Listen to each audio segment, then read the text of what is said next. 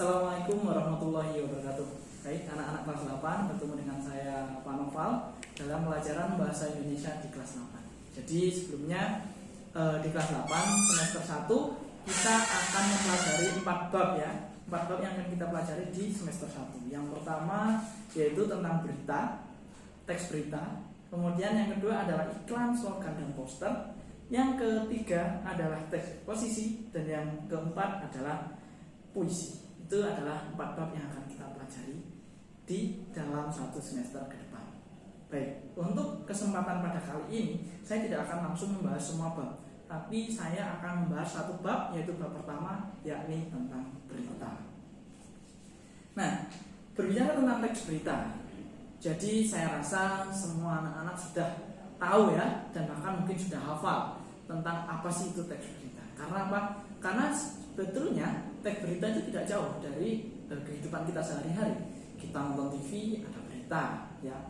Sifatnya adalah video ya, ada di video gitu. Nah, kemudian kita mendengarkan radio, ada berita yang sifatnya itu adalah berupa audio. Kemudian mungkin ada kita itu membuka HP, itu kita juga ada berita juga, yaitu berita tertulis yang bisa kita baca di situ. Jadi bisa tertulis, bisa berupa video, atau bisa berupa apa yang kita dengarkan. Itu secara tidak langsung adalah sebuah berita.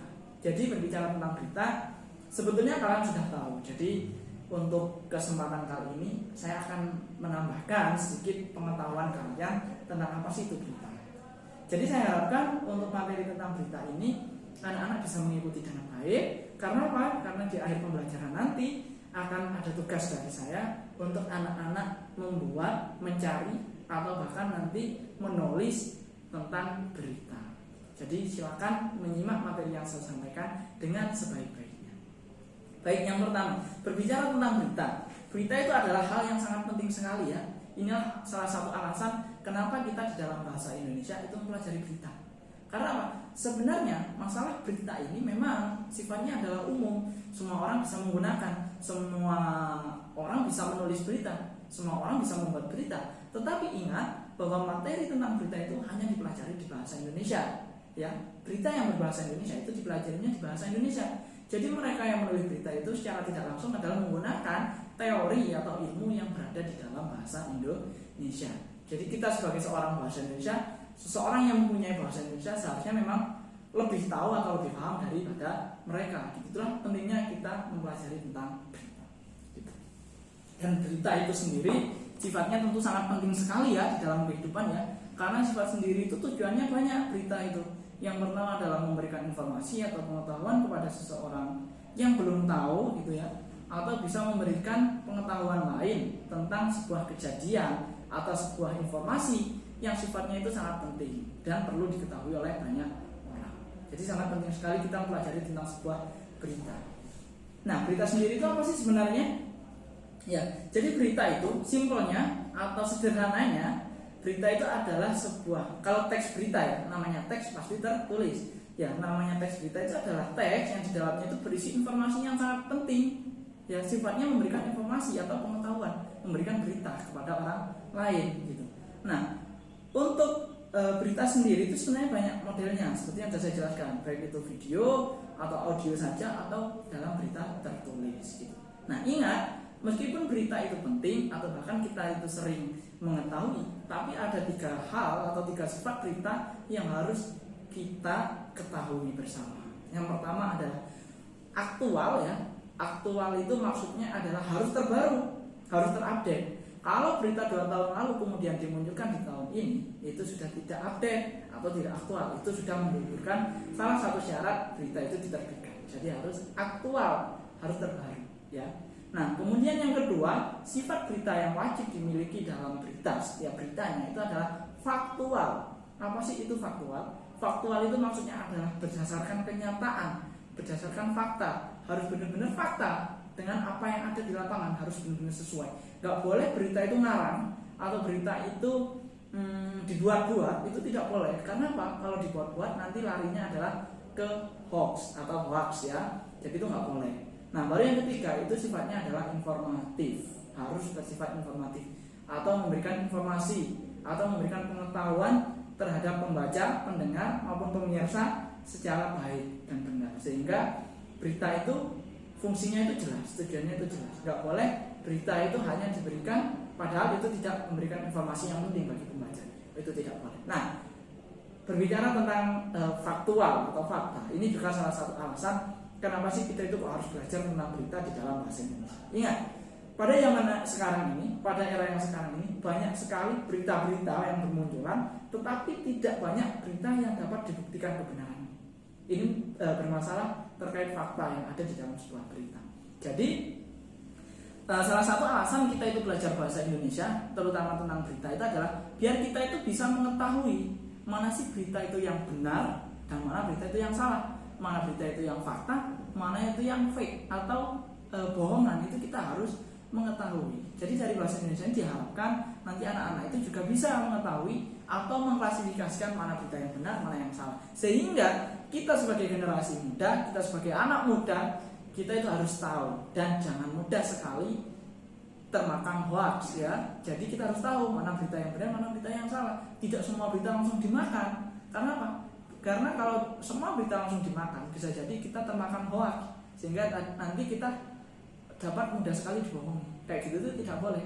Jadi kita harus benar-benar bisa mencerna atau memilih berita yang baik dan benar. Itu pentingnya kayak gitu. Ingat, 3 sifat berita tadi adalah faktual, aktual, dan informatif.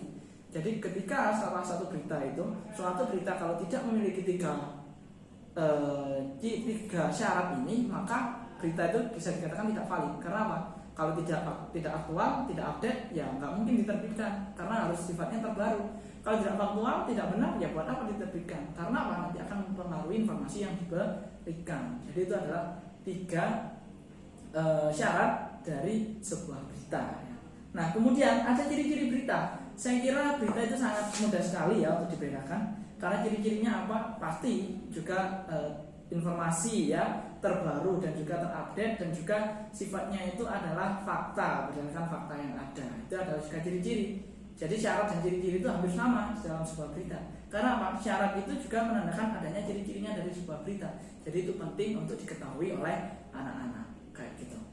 Nah, setelah saya jelaskan tentang pengertian tadi ya, pengertian sifat dan ciri-ciri dari sebuah berita, ada unsur-unsur ya, unsur yang membangun sebuah berita. Maksudnya apa sih? Jadi berita itu nggak mungkin berdiri sendiri. Jadi ada unsur yang harus diketahui untuk membangun sebuah berita. Nah, di sini saya punya rumusan atau perumusan yang sering digunakan di dalam materi berita, yaitu ada yang namanya adiksimba ya. Adiksimba. Apa sih adiksimba itu? Adiksimba itu merupakan ada kepanjangannya adiksimba itu. Yang pertama adalah A.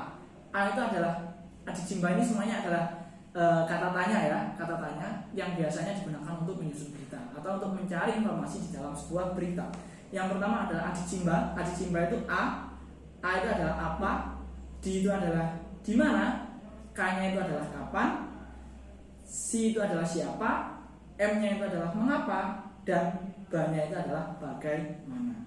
Ini adalah adiksimba, struktur dari sebuah berita atau unsur-unsur ya, unsur-unsur dari sebuah berita itu harus ada. Nah, kemudian setelah kita ke unsur-unsur ya, kemudian nanti kita akan masuk ke strukturnya ya. Setelah unsur-unsurnya tadi sudah saya jelaskan, kemudian selanjutnya adalah struktur yang ada di dalam berita. Jadi berita itu tidak semena-mena ditulis, berita tidak semena-mena dipublikasikan, tapi ada struktur-struktur yang harus diperhatikan, terutama bagi kalian nanti yang akan menjadi penulis sebuah berita, yang akan menjadi wartawan. Dan bahkan nanti di akhir pembelajaran ini kalian juga harus tahu struktur, termasuk juga kebahasaan yang ada dalam sebuah berita yang bisa kalian jadikan sebagai bahan menulis berita nantinya.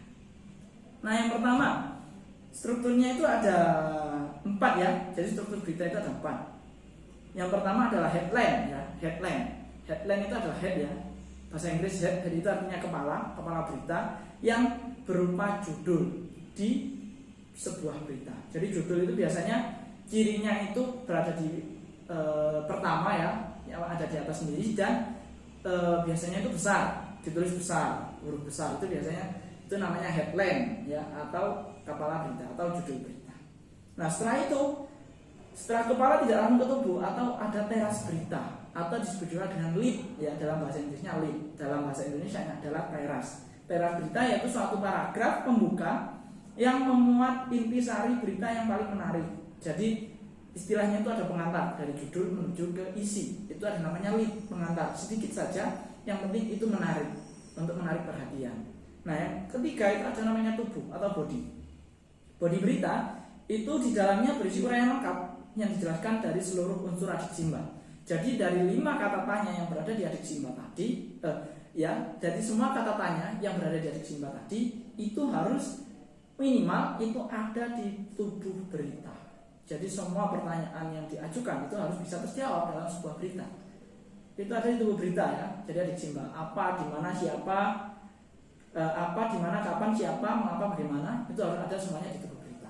Nah yang terakhir itu adalah kaki atau disebut dengan leg ya, leg, yaitu bagian penutup yang berupa simpulan atau penegasan ulang dari sebuah berita. Ini biasanya karena namanya penutup itu pasti di akhir dari sebuah berita. Ingat ada 4 struktur. Yang pertama adalah kepala berita, teras atau lead, kemudian ada tubuh, body ya, kemudian ada juga kaki, leg, sebagai penutup dari sebuah berita. Itu struktur, kalian harus paham ya. Ingat harus tetap paham tentang struktur karena itu digunakan nanti sebagai tugas akhir bab berita. Selanjutnya ada kebahasaan. Nah kebahasaan di dalam berita ini cukup banyak. Karena apa? Sifatnya berita itu memang sangat penting sekali dan itu sangat kritis sekali ya. Dan penggunanya itu dari berbagai kalangan, mulai dari kalangan atas sampai kalangan bawah, dari menengah ke bawah sampai menengah ke atas, semuanya itu biasanya itu suka sekali membaca sebuah berita atau menonton sebuah berita. Jadi kebahasaan yang digunakan di dalam sebuah berita itu tidak melulu tentang hal yang sulit dimengerti, tapi juga harus dengan mudah dimengerti. Karena apa? Sekali lagi berita itu dinikmati oleh semua kalangan. Jadi penulis itu harus memperhatikan itu sehingga bisa dinikmati oleh siapa saja yang membacanya. Kayak gitu. Yang pertama adalah menggunakan kalimat langsung atau kalimat tidak langsung. Ya, ini tatarannya tentang kalimat. Jadi kalimat itu ada 2 jenis, kalimat langsung dan kalimat tidak langsung. Nah, bedanya apa sih? Nah, bedanya adalah kalimat langsung itu, kalimat langsung adalah kalimat ujaran yang ditulis kembali secara apa adanya. Jadi kalimat langsung itu apa yang dikatakan oleh seseorang itu ditulis secara gamblang atau secara apa adanya seperti apa yang dikatakan. Itu adalah kalimat langsung. Ditandai dengan apakah kalimat langsung? Pertama, diucapkan langsung, jadi perkataannya itu tidak diubah, memang asli dari apa yang sudah dikatakan oleh seseorang, misal dari narasumber atau dari orang yang diwawancarai atau dari ahli dan sebagainya, ditulis dari sebuah berita. Nah, ciri utamanya adalah terdapat 2 petik yang mengapit di awal dan di akhir ya. Terdapat 2 petik yang mengapit. Itu adalah salah satu itu adalah ciri utama dari kalimat langsung. Nah, biasanya ada sumber. Misal di awal dari petik ya. Jadi korban meninggal pada pukul 13.00. Misal kayak gitu. Diakhiri dengan tanda petik. Biasanya di akhir itu diikuti dengan sumber. Kata Prabowo atau kata Sugiono sebagai saksi di tempat kejadian. Jadi selain ada tanda petik, biasanya ada narasumber atau asal sumbernya perkataan itu dari mana. Itu adalah kalimat langsung. Nah, kalau kalimat tidak langsung, bedanya adalah ini karena berlawanan ya. Kalau kalimat langsung itu dibicarakan secara langsung, kalau kalimat tidak langsung itu adalah kalimat yang ditulis kembali oleh penulis. Jadi penulis mencari informasi, banyak ada informan yang memberikan pengetahuan atau memberikan informasi. Kemudian kalau penulis itu tidak ditulis langsung, tapi diubah, kata-katanya diubah dengan catatan tidak boleh merubah esensi atau isi dari inti dari apa yang dikatakan oleh narasumber. Jadi boleh diubah kata-katanya, struktur katanya, diperindah kata-katanya itu boleh, asalkan intinya harus tetap sama. Itu kalimat langsung. Cirinya apa? Ada orang yang mengatakan, tetapi tidak ada tanda petiknya. Misal, Bupati 2 minggu yang lalu mengatakan bahwa di Pantai Selatan akan dibuka kembali. Nah, itu tidak ada tanda petiknya, padahal ada sumbernya. Sumbernya siapa? Bupati. Itu adalah kalimat langsung. Karena apa? Tidak ada tanda petik. Berarti kalimat yang dikatakan oleh Bupati itu sudah mengalami perubahan atau editing dari seorang penulis. Tapi bedanya intinya harus tetap sama. Itu kalimat langsung. Kemudian menggunakan kata kerja mental. Kata kerja mental maksudnya apa? Kata kerja yang melibatkan mental atau aktivitas. Contohnya apa? Melihat, mengerti, dan khawatir. Itu adalah kata kerja mental, ya. Kemudian Anda menggunakan konjungsi temporal. Temporal itu adalah konjungsi yang menunjukkan adanya urutan waktu. Karena berita itu update, jadi harus ada waktu di dalamnya. Yaitu melalui apa? Konjungsi temporal atau konjungsi urutan waktu. Banyak contohnya ya, mulai dari lalu, kemudian, sesudahnya, selanjutnya, setelah itu, sebelumnya, ketika, sambil, sebelum, sedari, sejak, selama, setelah, sesudah, sewaktu, sementara, semenjak, dan sebagainya. Yang pokoknya konjungsi adalah kata hubung ya, yang menunjukkan adanya urutan waktu. Itu namanya konjungsi temporal. Selanjutnya pasti menggunakan keterangan waktu. Ingat, ini masih berhubungan dengan konjungsi temporal karena berita itu waktu itu sangat dipertimbangkan ya. Bahkan salah satu syarat berita itu harus aktual, yang mana itu artinya adalah update, maka waktu itu juga dipertimbangkan dalam sebuah berita. Di sini ada menggunakan keterangan waktu, maksudnya apa? Beberapa keterangan waktu yang sering muncul di berita itu contohnya adalah kemarin, biasanya, pernah, sering, sejak, sementara, dahulu, keesokan, tadi, terkadang, sekarang, dan selalu. Itu adalah kata ya yang menunjukkan adanya waktu, keterangan waktu. Itu penting ya. Dan yang terakhir adalah kewajiban dari berita itu harus menggunakan kata baku. Ya, kata yang sesuai dengan penggunaan bahasa Indonesia secara umum. Tidak boleh dalam sebuah berita itu ada bahasa daerah. Boleh, asalkan dijelaskan lebih lanjut. Karena apa? Lagi-lagi sifatnya berita itu nasional atau menyeluruh. Semua kalangan itu bisa menikmati berita. Maka dari situ, salah satu syarat yang paling penting di dalam sebuah berita itu adalah menggunakan bahasa baku. Bahasa yang digunakan untuk secara keseluruhan orang bisa menikmatinya. Oke, itu anak-anak, itu dari struktur dan kebahasaan. Sekarang akan saya jelaskan tugas kalian di rumah setelah menyaksikan atau mendengarkan materi yang saya sampaikan. Nah, tugas kalian adalah silakan nanti kalian mencari berita, ya, mencari salah satu berita tertulis ya, tertulis entah itu dimanapun, yang jelas harus memenuhi 3 unsur berita, 3 syarat berita, yaitu aktual, faktual, dan informatif. Silakan tertulis. Nah, setelah itu kemudian kalian silakan potong, ya, misal itu di koran, silakan beritanya itu kalian potong. Kemudian kalian tidak membuat, tapi saya minta anak-anak semuanya untuk mengidentifikasi isi berita, ya, struktur dan kebahasaannya. Jadi silakan nanti dari sebuah berita itu, silakan kalian tengarai atau kalian tandai mana sih yang termasuk headline, ya, judul, mana yang termasuk teras berita, mana yang termasuk body berita, mana yang termasuk kaki berita. Dikasih coretan, ya, satu paragraf ini termasuk apa, itu silakan dicari. Dan kemudian silakan dicatat kebahasaannya. Ada unsur kebahasaan apa saja yang ada di dalamnya, termasuk adik simbanya ada apa saja. Adik simba ya, kata tanya ada apa saja yang di dalam berita. Silakan ditulis di dalam buku, kemudian nanti kalian foto, kemudian boleh dikirim ke saya. Itu adalah tugas kalian di tugas akhir bab berita. Baik, sekian dari saya. Terima kasih. Kurang lebihnya mohon maaf. Wassalamualaikum warahmatullahi wabarakatuh.